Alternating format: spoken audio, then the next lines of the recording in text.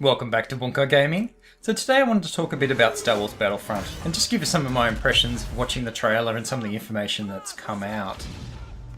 I guess one thing that we're all a little bit upset about was the fact is that enough gameplay wasn't shown about it. The trailer was shown, but they really didn't go any in-depth into the gameplay or show us some of the modes and so forth like that. And I guess that was an opportunity missed by them to not show that to us. But I think that they're more preparing for E3. At that point in time, we'll see more about the game and how it plays out and the game modes and so forth like that.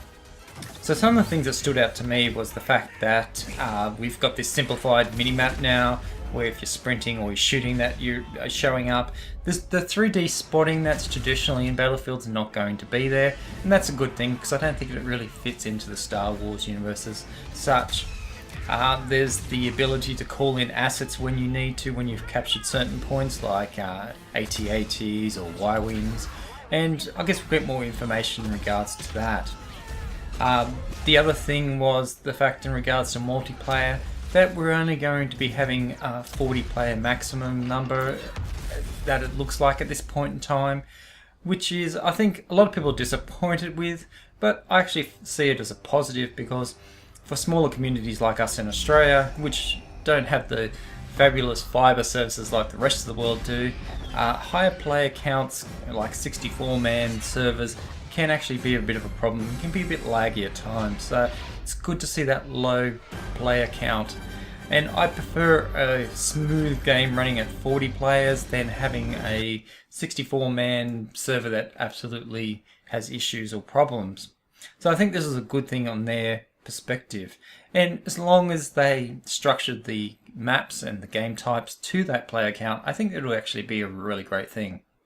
Though a lot of people are disappointed at the fact that there is no space type battles, there is the opportunity to be able to fly in like X-Wings and TIE Fighters and have aerial battles above planets, so I think that will be a great thing too. And we don't know what the future holds or how they'll progress the series, so maybe in future releases we will see that ability to be able to fight in space and have massive dogfights. There's also the ability to be able to switch between third person and first person mode and then allow the aiming down sights. I think a lot of people were apprehensive about this, but this fits in with what the Battlefront series has been in the past. So I don't see this as a negative, it's just a way we'll have to adjust to it. But we still need to wait for more information regarding how the hero system is going to work, which allows you to play key characters or key famous characters from the actual Star Wars series like Darth Vader, Boba Fett and so forth like that. So it'll be interesting to see how it works. From what I hear is it's a progression type system. You gain points and then that allows you to bring them out onto the field. I'm not sure whether you're going to be able to play the character or whether they'll just be a third party asset that comes in and helps you capture or distract the enemy as such. So it'll be interesting to see how this works. But there's still a bit of contention regarding the Digital Deluxe edition compared to the Standard edition. The fact that is you're going to get certain unlocks right at the start if you purchase the Digital Deluxe. Now, I don't see this as an issue because I think a lot of the unlocks are not, while they're important, they're not probably primary unlocks. And there's still that unlock and progression system that allows a player to still grind through and be able to unlock those certain attachments or guns or weapons or whatever they are.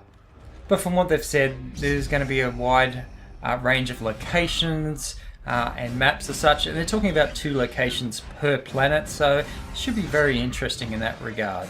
Another interesting thing is there's really going to be no campaign story as such. It's more such as what they call missions, which you can allow you to play either split screen or co-op over the internet with people, and it can be online or offline against AI. So that's something extremely different from having a standard single player campaign to see.